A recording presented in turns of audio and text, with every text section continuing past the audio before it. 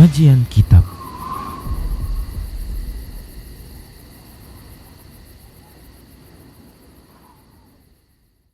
Bismillah, assalamualaikum warahmatullahi wabarakatuh. Innal hamdalillah nahmaduhu wa nasta'inuhu wa nastaghfiruh wa na'udzu billahi min shururi anfusina wa min sayyiati a'malina may yahdihillahu fala mudhillalah wa may yudlilhu fala hadiyalah wa asyhadu an la ilaha illallah wahdahu la syarikalah wa asyhadu anna Muhammadan abduhu wa rasuluhu sallallahu alaihi wasallam. Qala Allah tabaraka wa ta'ala, ya ayyuhalladzina amanu taqullaha haqqa tuqatih wa la tamutunna illa wa antum muslimun. Ya ayyuhan nasu taqu rabbakumul ladzi khalaqakum min nafsin wahidah wa khalaqa minha zawjaha wa bassa minhuma rijalan katsiran wa nisaa'a. Wattaqullaha alladzi tasaaluna bihi wal arham innallaha kana 'alaikum raqiba. Ya ayyuhalladzina amanu taqullaha wa qulu qawlan sadida yuslih lakum a'malakum wa yaghfir lakum dhunubakum wa may yuti'illaha wa rasulahu faqad faza fawzan 'azima amma ba'd. Fa inna asdaqal hadits kitabullah wa khairal huda huda Rasulillah sallallahu alaihi wasallam. Wasyarrul umuri muhdatsatuha wa kullu muhdatsatin bid'ah wa kullu bid'atin dhalalah wa kullu dhalalatin finnar. Alhamdulillah, segala puji hanya untuk Allah atas semua nikmat yang Allah berikan. Salawat dan salam tak lupa kita ucapkan untuk Rasulullah sallallahu alaihi wasallam. Para pemirsa Rosyad TV dan para pendengar radio Medan Mengaji serta para pemirsa media-media sunnah yang terus serta menyiarkan kajian ini.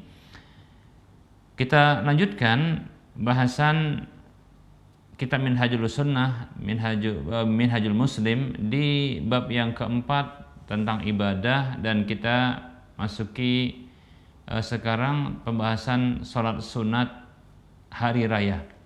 Setelah kita membahas tentang hukum dan waktunya, nah sedikit kita akan sebutkan terkait dengan hukum sholat hari raya apabila sudah terluputkan waktunya. Baik para hamba Allah rahimani wa rahmakumullah,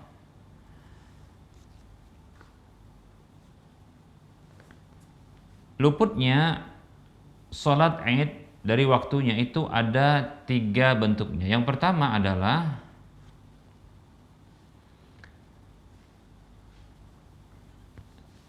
yaitu kaum muslimin itu tidak mengetahui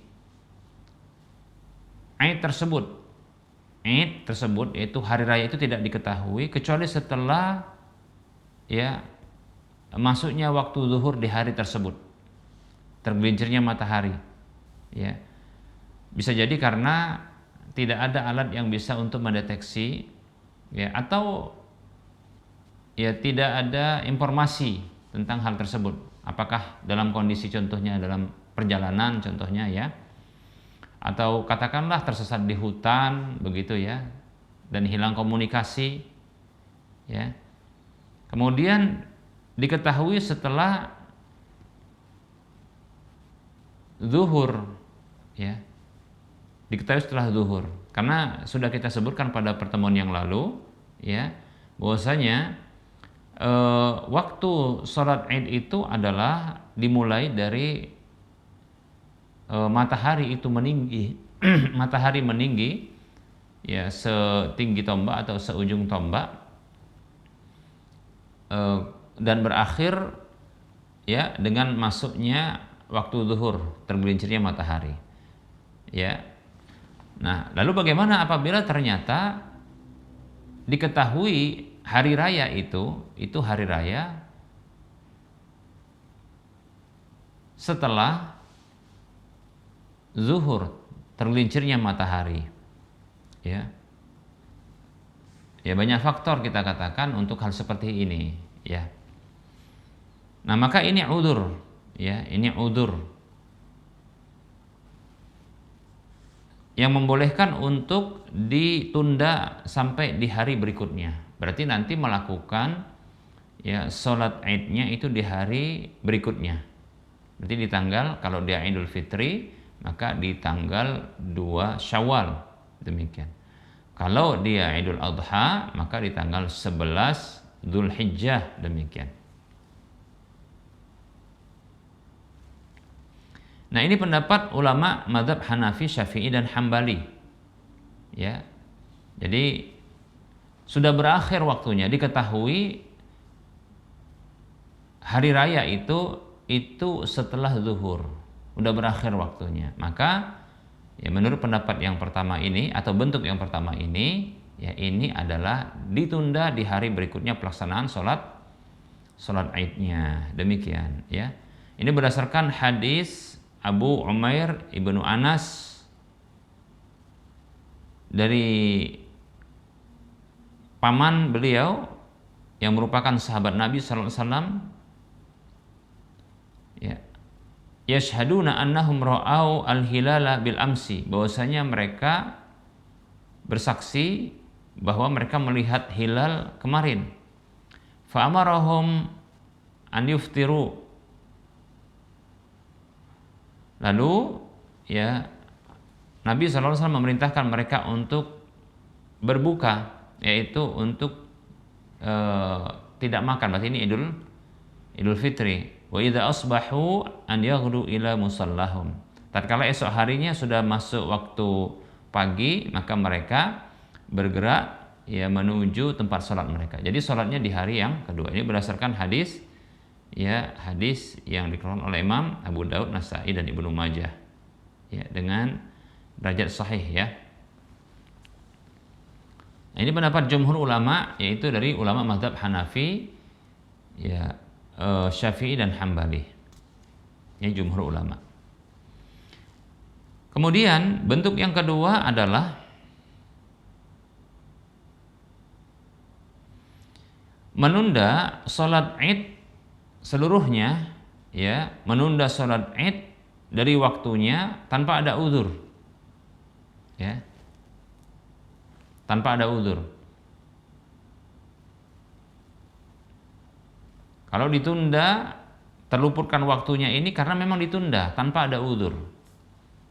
Kalau yang pertama tadi kondisinya adalah ada uzur, ada sebab syar'inya, ya, seperti ada, kita katakan dia pingsan begitu ya, atau tersesat di jalan, ya,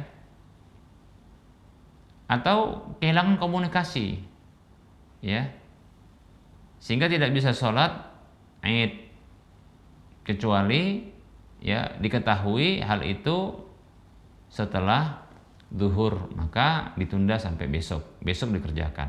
Demikian ya. Itu baik sholat Idul Fitri ataupun sholat Idul Adha. Nah, kondisi yang kedua adalah, bentuk kedua adalah terluputkan waktu sholat Id itu dengan disengaja ditunda tanpa ada uzur. Maka ini dirinci, kalau dia sholat Idul Fitri ditunda seperti itu sampai luput waktunya sholat zuhur, ya, maka yang seperti ini udah gugur sama sekali, tidak bisa diqadha, ya, tidak bisa diqadha, gugur sholat Idul Fitrinya.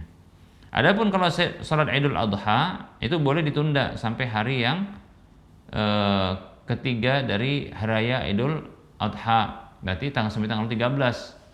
Jadi kalau mau tanggal 13 pun masih bisa untuk melakukan sholat Idul Adha. Ini menurut ya pendapat ulama. Maksudnya ya boleh untuk diqadha, ya, itu di hari yang kedua tanggal 11, ketiga, ya. Demikian, ya.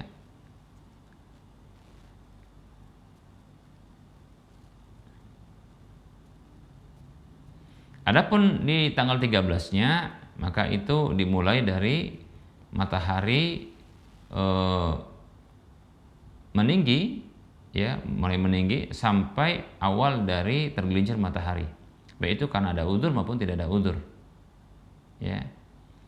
Namun kita katakan, ya, kondisi seperti ini tentunya jelek seperti ini, ya. Untuk sholat Idul Adha sengaja ditunda, tidak ada uzur atau ada uzur. Nah, ini tentunya yang tidak ada uzurnya kurang baik yang begini, ya. Baik ya, ini kalau kondisi melewatkan waktu sholat idul, sholat hari raya itu tanpa ada uzur. Baik ya, maka untuk Idul Fitri lepas atau sama sekali gugur, tidak ada untuk mengqadha ya. Adapun Idul Adha bisa dilakukan ya sampai tanggal 13. Milih demikian. Baik, kondisi yang ketiga atau bentuk yang ketiga,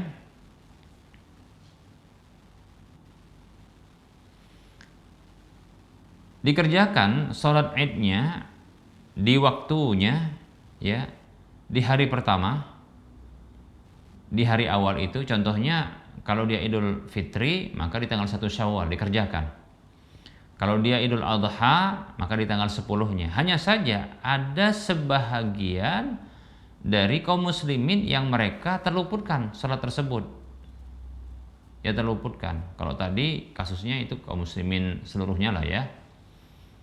Kalau ini sebahagian, berarti di satu wilayah, satu tempat, satu kampung terluputkan. Bisa jadi contohnya baru pulang dari safar,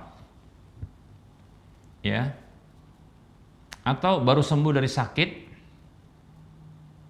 ya, atau baru sadar dari pingsan, katakanlah begitu, ya, sebahagian orang nih. Maka para ulama mereka berbeda pendapat. Menurut ulama mazhab Hanafi dan Maliki, tidak disyariatkan untuk mengqadha'nya, karena salat tidak disyariatkan kecuali di waktu yang tertentu dan dengan kondisi tertentu, ya. Dan kesempurnaannya itu terkait dengan hal yang tertentu, seperti diantaranya adalah waktu, demikian. Adapun ulama mazhab Syafi'i membolehkan untuk mengqadha'nya, diganti. Jadi bagi sebagian orang yang nggak sholat itu karena mungkin pingsan kah, ya, atau karena baru pulang safar, baru sembuh dari sakit, nah itu boleh untuk mengqadha'nya di waktu kapanpun dan bagaimanapun waktunya, baik itu sendiri atau berjamaah, ya. Menurut ulama mazhab Syafi'i, karena ya dalam usul mazhab Syafi'i disyariatkan untuk mengqadha salat sunat apapun dia. Adapun ulama mazhab Hanafi, ya,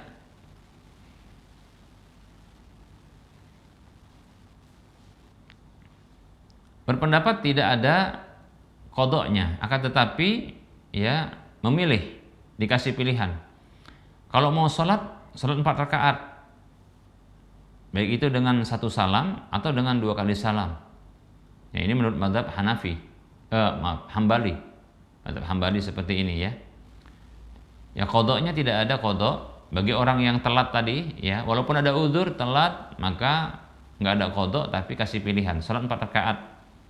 Salat 4 rakaat bisa 1 salam atau 2 salam. Namun pendapat ini pendapat yang lemah. Ya, kenapa mereka berpendapat begitu? Karena disamakan dengan sholat Jumat. Jadi sholat hari raya itu dianggap seperti sholat Jumat. Kalau dia terluputkan sholat Jumat itu, maka kewajibannya adalah sholat duhur, tapi duhur ya 4 rakaat. Nah begitu. Maka kalau ini terluputkan sholat Id hari rayanya, maka ini juga ada sholat 4 rakaat, tapi bukan sholat zuhur,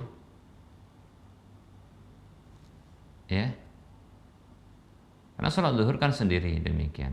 Wallahu a'lam, ya, hanya sebagai qadha saja. Namun pendapat ini pendapat yang lemah, ya. Menurut pendapat yang kuat ini pendapat yang lemah.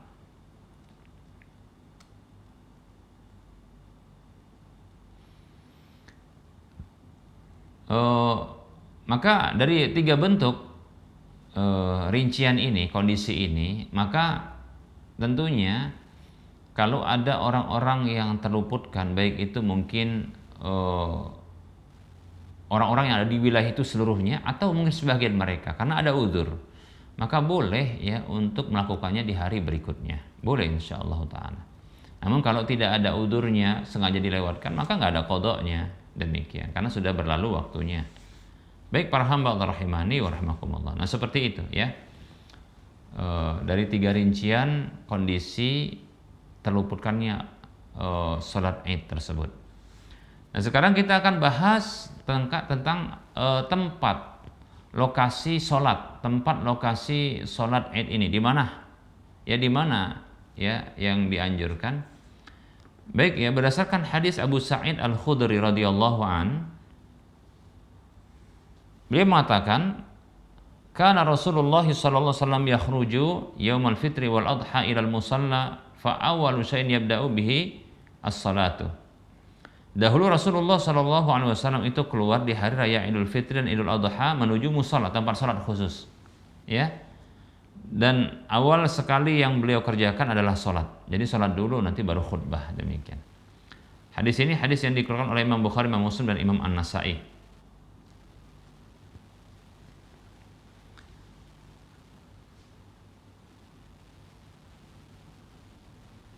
Berkata Ibnul Hajj dalam kitab Al-Madkhal, "Was sunnatul madiyatu fi salatil aidaini an takuna fil musalla." Ai fi sahra'i aw fi atin. Sunnah petunjuk Nabi SAW terdahulu ya tentang salat Id 2 hari raya itu berlaku di musalla. Apa itu musalla? Yaitu di tempat yang lebar, ya, tempat yang luas, semacam lapangan begitu ya. Li'anna Nabi sallallahu alaihi wasallam qala, dikarenakan Nabi sallallahu alaihi wasallam bersabda, "Salatun fi masjidi hadza afdalu min alfi salatin fi ma siwahu ila al-masjidil haram." Sebuah salat di masjidku itu lebih afdal ya daripada 1000 salat di masjid yang lain kecuali Masjidil Haram. Hadisnya riwayat Bukhari Muslim. Ya. Nah, ini tentunya ya menunjukkan pelaksanaan anjuran dan syariat pelaksanaan salat Id itu sebenarnya adalah di lapangan luas. Kenapa? Karena bersamaan dengan keutamaan yang besar ini salat di Masjid Nabi sallallahu alaihi wasallam, Nabi masih memilih ya untuk meninggalkan masjid dan salat di tempat yang luas. Demikian. Kalau tidak salah posisi salat Nabi SAW dahulu itu adalah di sekitar Masjid Ummamah. Barangkali yang pernah haji atau umrah ya, itu ada di, kalau kita menghadap kiblat di masjid, ketika kita berada di masjid ya An-Nabi, Masjid Nabawi ya, ketika dekat posisi imam itu Masjid Ummamah sebelah kanan ya, kiblat kanannya. Kalau kita menghadap ke arah kiblat ya, ke arah kanan dari kiblat itu. Demikian. Nah, posisinya di situ, di Masjid Ummamah itu ya. Dulu tidak ada Masjid Ummamah ya di masa Rasulullah. Nah, itu adalah tempat di mana Rasulullah salat hari raya. Wallahu a'lam. Jadi dianjurkan untuk salat di tempat lapangan yang luas ya. Padahal kalau sholat di Masjid Nabi itu pahalanya seperti 1000 kali timbang kalau masjid yang lain. Tapi Rasulullah meninggalkan masjid malah sholat di luar. Kenapa? Karena lebih banyak menghimpun jumlah orang. Ya. Kecuali kalau memang ada udurnya, seperti contohnya hujan, banjir kita katakan, ya, hujan, banjir, ya.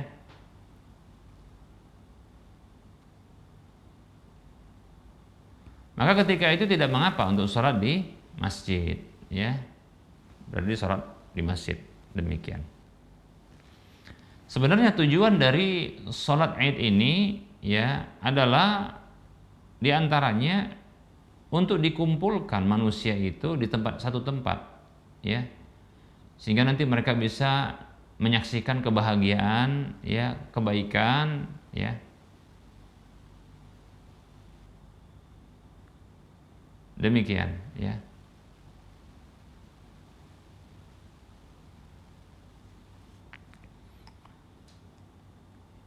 Baik para hamba Allah rahimani wa rahimakumullah. Sedikit catatan bahwasanya untuk sholat Id di Mekah, ya, di Mekah, maka yang afdal itu di Masjidil Haram. Ya. Kenapa? Karena dari zaman dahulu ya para imam-imam juga mereka sholat Id itu di Masjidil Haram ketika di Mekah. Nah, ini tentunya lebih afdal ketimbang kalau keluar ke tempat sholat, demikian ya. Karena Masjidil Haram ini tempat yang paling afdal tentunya. Sholat di dalamnya itu ya 100.000 kali, demikian ya. Baik para hamba Allah rahimani wa rahimakumullah. Nah, barangkali ini materi yang bisa kita sampaikan. Insyaallah taala pada pertemuan yang akan datang kita akan menyebutkan terkait dengan ya adab-adab yang mesti dimiliki ketika ya keluar menuju tempat sholat, ya menuju tempat sholat ya Id hari raya tersebut. Insyaallah taala pada waktu yang akan datang kita akan bahas. Nah, kita buka sesi soal jawab bagi admin bisa untuk menaikkan pertanyaan yang sudah masuk.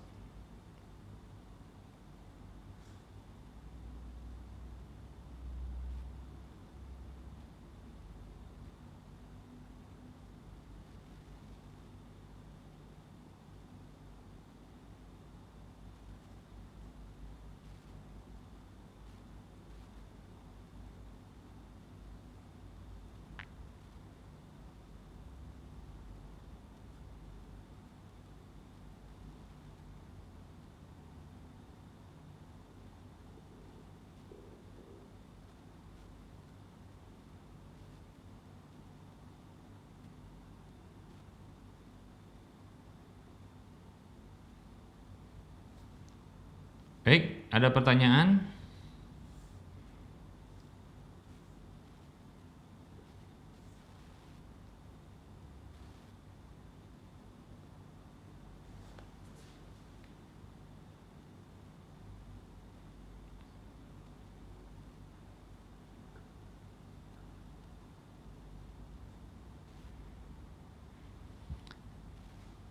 Assalamualaikum warahmatullahi wabarakatuh. Ada pertanyaan.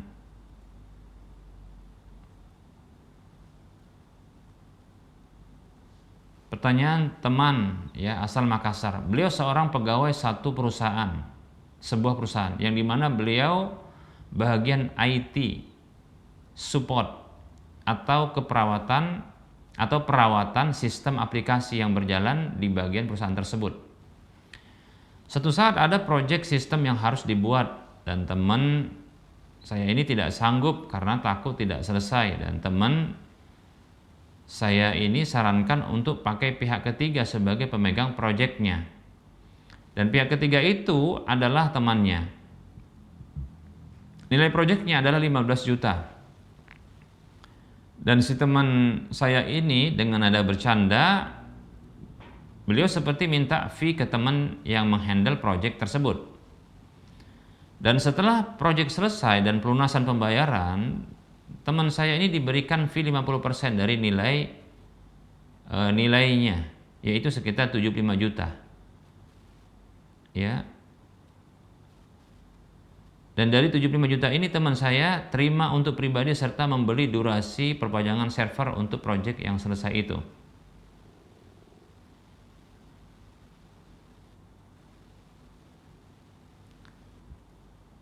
Apakah dibolehkan seperti ini Ustadz? Mohon penjelasannya. Jazakumullahu khairan.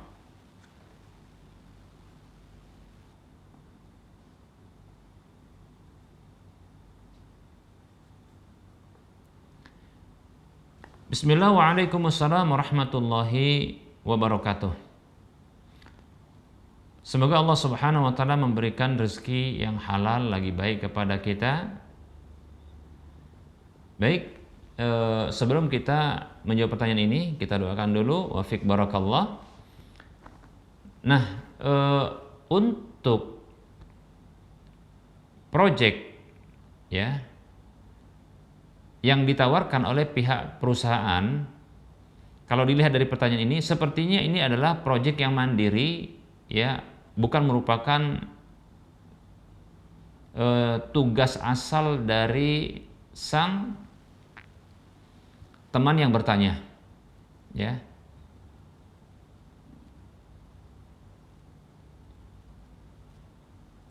Jadi proyek yang ditawarkan oleh perusahaan bukanlah pekerjaan asal dari sang teman sang penanya ini. Buktinya adalah dia akan ambil, namun khawatir tidak selesai, ya. Namun khawatir tidak akan selesai, ya, proyeknya dari waktu yang ditentukan, sehingga dibutuhkan pihak ketiga. Nah, kemudian ketika pihak ketiga ini dihadirkan, ternyata ada pernyataan untuk berbagi fee. Nah, seperti itu. Maka yang seperti ini wallahu ta'ala alam dibolehkan. Ya, dibolehkan. Kenapa? Karena bukan merupakan pekerjaan, ya, bukan merupakan pekerjaan dari teman sang penanya ini untuk, ya, mencari pihak ketiga agar bisa mengurusi proyek yang ditawarkan, ya, bukan pekerjaan dia yang dengan itu dia dapatkan gaji, ya. Maka ini tidak termasuk kepada hadiah yang terlarang, seperti hadis Nabi SAW yang mengatakan hadayal ummali ghululun, ya, hadiah-hadiah untuk para pekerja adalah ghulul, ya. Ini hadis riwayat Ahmad, dan ada hadis riwayat Abu Daud yang Nabi mengatakan sallallahu alaihi wasallam man ista'malnahu ala amalin farazaqnahu rizqan fama akhadha ba'da dzalika fahuwa ghulul. Siapa saja yang kami pekerjakan dengan sebuah pekerjaan lalu kami berikan gajinya, maka apa saja yang dia ambil setelah itu adalah ghulul, harta khianat. Jadi nggak boleh. Tapi ini bukan itu. Mengapa demikian? Karena yang ghulul tersebut adalah sebuah pekerjaan yang sudah digaji pekerjaan tersebut, ya, kemudian dia menerima hadiah atas pekerjaan itu. Sementara teman sang penanya ini bukanlah asal pekerjaannya mencari pihak ketiga untuk pemegang proyek yang ditawarkan, bukan. Karena ada pekerjaan yang lain sebenarnya yang dikerjakan. Bahkan sebenarnya kalaulah mampu, dia akan memegang proyek tersebut, ya. Tapi karena khawatir, ya, maka dia tidak mau, ya. Maka disarankan untuk mencari pihak yang ketiga, demikian. Bahkan kalau seandainya saya berpikir begini, kalau seandainya dia pegang proyek tersebut, lalu dia cari tenaga, ya, untuk menyelesaikan proyek tersebut sembari berbagi, maka saya condong boleh dengan syarat dia bertanggung jawab. Demikian, boleh seperti itu. Dan kalau seandainya dengan cara yang lain, contohnya, ya, dia tawarkan proyek ini kepada pihak lain tapi dia akan mengambil fee, contohnya seperti dalam kasus ini. Walaupun dalam hal ini sesungguhnya, ya, sepertinya candaan. Kalau dibuat beneran, ya, ini pun bisa, boleh, tidak mengapa. Apa sebabnya? Karena menghadirkan pihak ketiga untuk ngurusin proyek tersebut itu bukan tugas dari teman sang penanya. Itu masalahnya. Karena dia punya tugas yang lain. Hanya saja ketika dia lihat ada peluang proyek, ya, dia cari orang lain. Demikian. Ya. Wallahu ta'ala alam, saya condong, ya, fee tersebut itu dibolehkan, ya, untuk bisa diterima. Ya. Kalaupun seandainya agak khawatir dan takut, silakan saja, Bang. Mungkin bisa juga kita salurkan uang tersebut untuk ya, pembebasan lahan atau pembangunan masjid, ya, barangkali seperti itu, ya, wallahu ta'ala alam.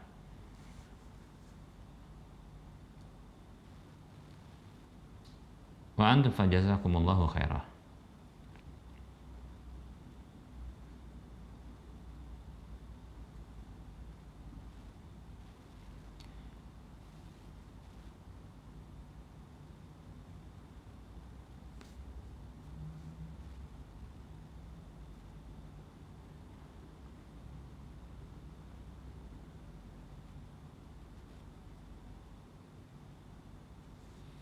Baik, ada pertanyaan. Assalamualaikum Ustadz, semoga Ustadz dan keluarga dalam lindungan Allah Subhanahu wa taala. Maaf Ustadz, ada pertanyaan. Ada seorang istri yang sudah lama menikah. Salah satu tujuan ia menikah adalah agar bisa jauh dari lingkungan orang tuanya karena keluarga masih awam dan jauh dari sunnah Nabi SAW. Sering memutar musik, bahkan tidak memberikan izin untuk kajian. Namun qadarullah, setelah ia menjalani pernikahan bertahun-tahun, ia mendapati suami yang suka menonton porno. Na'udzubillah min dzalik. Si istri sering sekali mendapati suaminya melihat hal yang haram tersebut. Padahal si suami ini sudah ngaji lama dan sehari-hari juga mengamalkan sunnah, tapi bolak-balik terjatuh di kesendiriannya. Ditambah lagi beberapa tahun belakangan suami tidak mau bekerja tanpa alasan dan tidak menafkahi istrinya. Semua kebutuhan rumah tangga si istri yang menanggung, bahkan kebutuhan pribadi suami. Suami seharian di rumah sendiri sehingga menghabiskan waktu dengan HP, tak jarang melihat hal yang haram. Istri sudah berusaha menasihati dan sudah meminta keluarga suami untuk menasihati, namun waktu berganti suami masih seperti itu. Tetapi hari-harinya masih ngaji dan mengamalkan sunnah. Pertanyaannya Ustadz, apakah si istri harus bersabar atau minta cerai? Pertimbangan si istri, kalau cerai dia harus kembali ke rumah orang tua yang awam dan jauh dari sunnah. Sementara jika ia bersama suami, ia bisa tenang, bebas mengamalkan sunnah. Bahkan banyak kebaikan yang bisa ia dapatkan karena tinggal di lingkungan sunnah. Demikian. Mohon nasihatnya Ustadz. Jazakumullah khairah.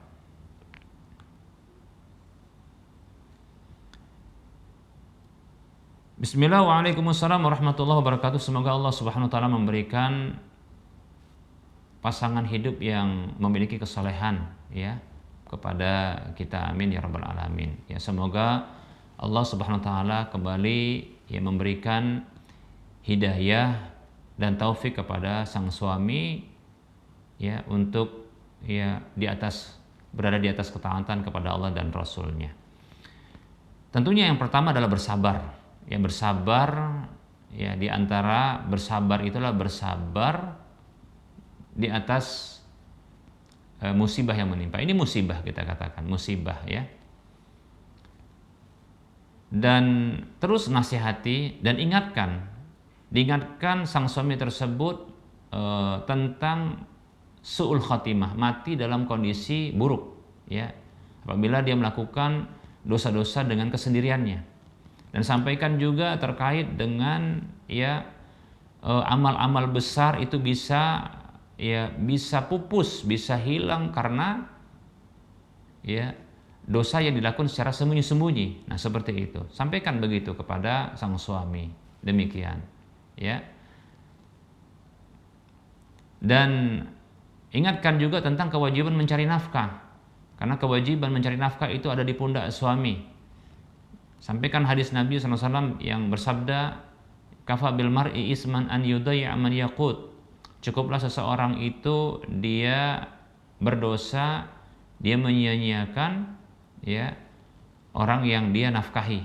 Demikian. Hadis riwayat Muslim. Nah, sampaikan seperti itu dan ingatkan dengan lemah lembut tentunya. Nah, seperti itu. Ya, bisa juga dengan cara contohnya ya ngomong berdua di tempat tidur sembari menyentuh tangannya, menyentuh dadanya, ya, untuk dia diingatkan, ya, disampaikan dengan lemah lembut. Bahkan kalau bisa sambil ya barangkali menangis menyampaikannya, ya insya Allah Taala bisa dia tersentuh hatinya. Nah, seperti itu. Dan terus bersabar, ya. Insya Allah dengan kesabaran itu banyak kebaikannya insya Allah Taala. Yang penting tentunya ya tidak terganggu agama kita dan tidak terancam agama kita. Kalau terancam agama, maka silahkan ya terancam agama dan terancam fisik. Ya, kalau itu terancam, maka silahkan memilih untuk berpisah. Tapi kalau tidak, ya maka terus sabar dan terus nasihati. Demikian. Ya, kalau bisa nasihati seperti yang kita sampaikan dengan menyentuh dadanya, menyentuh tangannya, bahkan sembari menangis barangkali, karena khawatir ya sang suami ini ditutup usianya dalam kondisi sul khatimah. Semoga Allah Subhanahu wa taala ya memberikan kesabaran kepada kita dalam menghadapi musibah-musibah dalam kehidupan dunia kita, dan semoga Allah Subhanahu wa taala memberikan pasangan hidup yang memiliki kesolehan bagi kita dan anak turunan yang soleh dan soleha juga. Amin ya rabbal alamin.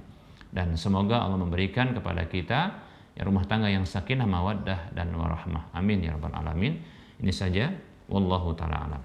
Barangkali ini yang bisa kita sampaikan karena sudah masuk waktu sholat duhur untuk Ramadan dan sekitarnya. Kita cukupkan kajian kita. Tentunya dalam penyampaian ini banyak kesalahan dan kekurangan. Sebelum kita mengakhiri perjumpaan, seperti biasa kita berikan motivasi. Yuk kita donasi menyempurnakan pembangunan Masjid Al-Muwahhidin yang saat ini sudah digunakan bagi siapapun yang ingin punya rumah di surga, minimal pahala 700 kali lipatnya dan terus mengalir pahalanya, ya silahkan transfer sebagian harta yang Allah titipkan kepada kita ya ke nomor rekening Bank Syariah Indonesia di nomor 71274855555 atas nama Yayasan Lajnah Dakwah Medan kode Bank 451. Semoga bermanfaat apa yang kita sampaikan. Mohon maaf atas segala kekurangan. Kita ketemu lagi di lain kesempatan. Wassalamualaikum warahmatullahi wabarakatuh. Subhanakallahumma wa bihamdika asyhadu an la ilaha illa anta astaghfiruka wa atubu ilaika walhamdulillahi rabbil alamin. Assalamualaikum warahmatullahi wabarakatuh.